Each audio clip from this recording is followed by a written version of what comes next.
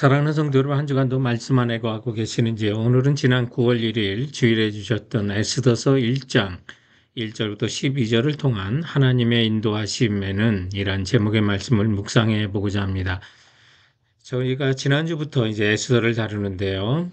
에스더는 바벨론 포로 시대를 배경으로 한 그런 역사책이기도 합니다. 그런데 이 책은 하나님의 섭리를 다루는 것을 주제로 하고 있습니다. 하나님의 섭리라고 하면요, 지혜와 사랑으로 우주에서 발생하는 모든 일들을 돌보시고 인도하시는 하나님의 통치를 말하는 것입니다. 그러므로 하나님은 우리를 창조하시고 버려두시는 분이 아니라 때로는 우연같이 느껴지는, 때로는 우리가 하나님의 인도하심을 또 주관하심을 느끼지 못하는 그런 순간에도 하나님께서 모든 것을 통치하시고 인도하신 것을 믿는 그런 주제가 하나님의 섭리가 되는 것입니다. 그래서 우리는 이 에스더를 통해서 어떻게 하나님께서 섭리하심으로 또 그분의 뜻을 세상 가운데 펼쳐주시는지를 보게 됩니다. 당시에 페르시아라고 하는 세상에서 가장 큰 제국이고 또 왕의 위엄과 당시 권세가 하늘을 찌르고 또 나라의 부함이 극에 달하고 있을 때에 이제 하나님께서 정말 나라를 잃고 숨지기는 한 여인, 그러나 하나님의 뜻에 죽으면 죽으려는 각오로 나서는 에스더를 역사에 등장시키십니다. 그리고 그녀를 통하여 하나님의 구원의 역사를 세상에 써 가시는 것인데, 우리가 이를 통해서 우리가 믿고 살아야 될 것은 또 무엇인지를 찾아보고자 하는데, 첫 번째는 하나님의 인도하심에는 모든 것이 합력하여 선이 된다는 것을 믿게 하는 것입니다. 하나님은 이 세상의 역사, 자연, 사람의 마음까지도 사용하셔서 당신의 나라를 이끌어 가시는데요. 때로는 하나님께서 왕의 과시욕도 사용하는 것을 보게 됩니다. 오늘 1절 이하에 보면 이제 그 당시 왕인 아하수에로 왕이 인도에서 구스까지 127지방을 다스리는 왕이 되는데요. 오늘 5절 말씀에 보니까 잔치를 베푸는데 이 날이 지남에 왕이 또 도성 수산에 있는 귀천간의 백성을 위하여 왕궁 후원뜰에서 7일 동안 잔치를 베풀세라고 하는데, 7일 동안 온 백성에게 잔치를 베푸는데 이전에는 지도자들만을 위한 127개 지도자들을 불러서 180일 동안, 또 비록 소수지만 이런 리더들을 위한 잔치를 펼칩니다. 그렇다면 왜 이런 잔치를 펼칠까요? 4절에 보면 왕이 그의 영화로운 나라의 부함과 위엄의 혁혁함을 나타내리라라고 해서 한마디로 말하면 자랑하고 싶은 거예요. 그런데 이 잔치가 이제 180일과 7일의 잔치가 끝나갈 마지막 날인 7일째 이제 술기운이 오릅니다. 본문에 보면 중이 일어났다 이렇게 얘기하는데, 그래서 왕은 사람들 앞에 자신의 왕비의 아름다움을 과시하고자 왕비를 부르는데요. 12절에 보면 그러나 왕후 와스디는 내시가 전하는 왕명을 따르기를 싫어하니 왕이 진노하여 마음속이 불 붙는 듯 하더라 라고 말합니다. 이게 술에 취해 분별력을 흐린 왕의 실수와 과시욕까지도 하나님은 당신의 나라를 인도하는데 섭리 가운데 사용하시고, 그리고 또 오늘 본문을 보니까 하나님 왕후의 교만함도 사용하셔서 왕이 이렇게 부르는데도 가지 않는 것을 또한 보게 됩니다. 이 와스디는 현재 그 투르키의 이즈미르와 마니사 주에 존재했었던 니디아라고 하는 나라의 왕이었던 알야트의 딸이었다고 합니다. 그래서 아마 미모도 있는 데다가 금수저 집안의 딸로서 이 자존감이 왕의 명령을 거절하지 않았을까 또 생각하게 됩니다만은, 하나님께서는 이렇게 왕비의 그런 과시욕이나 또 왕비의 또 모습도 사용하셔서, 교만함도 사용하셔서 하나님 나라를 이끄시고, 그뿐만 아니라 하나님은 권력의 눈치 보는 신하들도 사용하셔서 이렇게 왕이 왕후를 불렀는데도 오지 않자 화가 난 왕이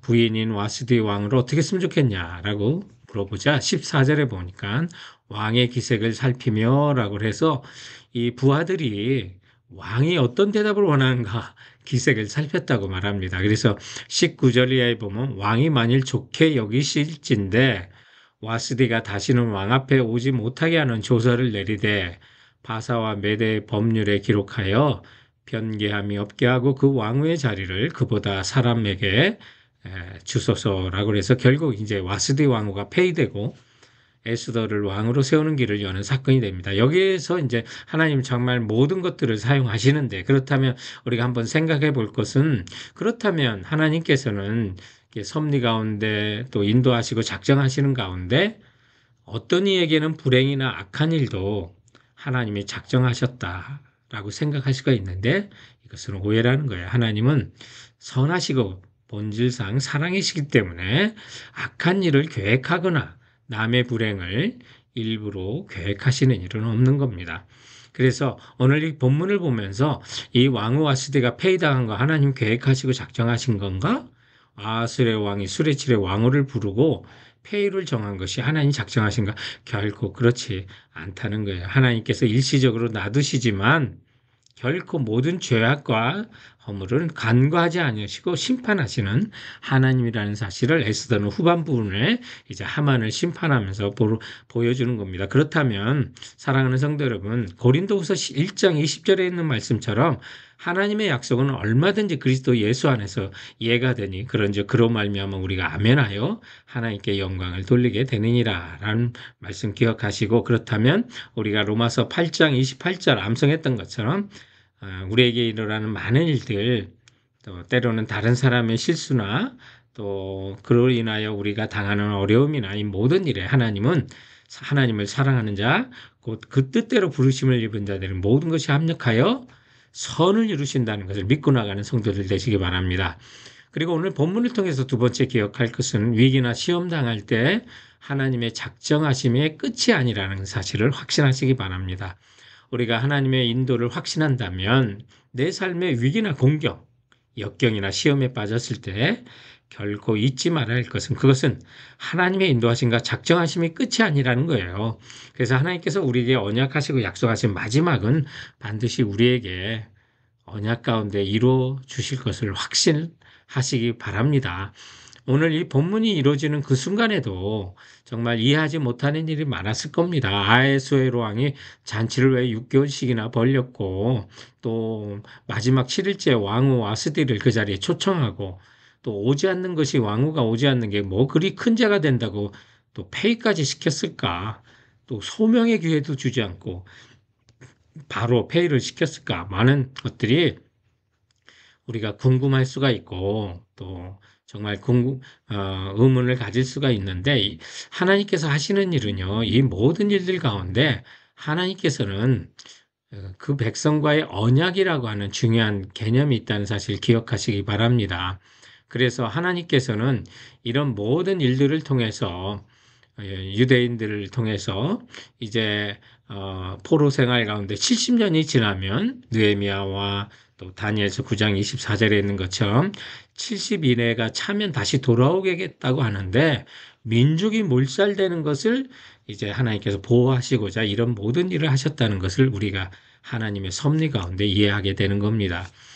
그리고 주님께서 정말 아브라함과 다윗의 자손을 통해서 예수 그리스도를 보내주신다 그랬는데 하만의 계획에 의해서 유대인들이 몰살을 당하면 하나님의 그 계획이 무너지는 거잖아요. 그래서 비록 에스라고 하는 한 여인을 등장시켜서 이스라엘 백성을 보호하는 사건이지만 이 전체적인 많은 부분에는 하나님의 언약을 지키시고 또 우리를 영원히 구원하신 계획이 담겨 있다는 사실 기억하시고 사랑하는 성도 여러분, 우리 믿는 자들이 위기나 시험 당할 때 그것이 하나님의 계획하신 것 작정하심이 끝이 아니라는 사실을 믿고 나가시는 성도들 되시기 바랍니다.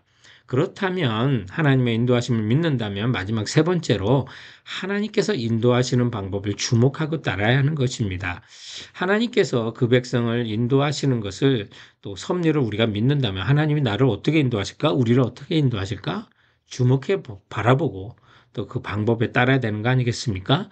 출애굽 이후에 광야 40년 동안은 하나님께서 불기둥과 구름기둥으로 백성을 인도하신 것처럼 오늘날 하나님께서 우리를 인도하시는 방법은 하나님의 생명의 말씀, 성경 말씀으로 우리에게 인도하시는 것입니다. 사랑하는 성도 여러분, 오늘 갈 바를 알지 못하는 사람이 있습니까? 마음이 터질 것 같은 아픔을 가지고 있는 사람이 계십니까? 수고하고 무거운 짐을 가지고 그 짐에 짓눌려 고통스러운 분이 계십니까? 그렇다면 하나님이 인도하시는 방식을 성경을 통해서 에스더서를 통해서 명확히 보시기 바랍니다. 그리고 그 말씀이 가르치는 방향으로 가시기 바랍니다. 오늘날도 에스더 시대에 약속하셨던 또 하나님의 그 언약이 지금도 유효하다는 사실을 믿으시고 지금도 하나님이 그 언약을 지키십니다.